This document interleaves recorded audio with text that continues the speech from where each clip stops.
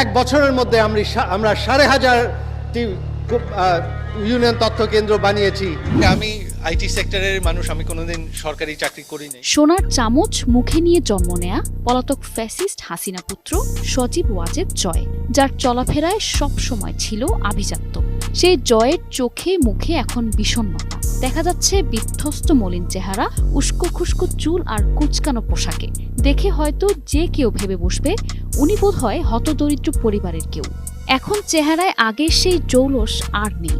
অবৈধ ক্ষমতার বাহাদুরি, মাসিক কোটি টাকা বেতনের প্রধানমন্ত্রীর তথ্য উপদেষ্টা পদবীধারীর আজগুবি তথ্য প্রদানকারী জয়ের রমরমা ইনকাম বন্ধ হয়ে গেছে।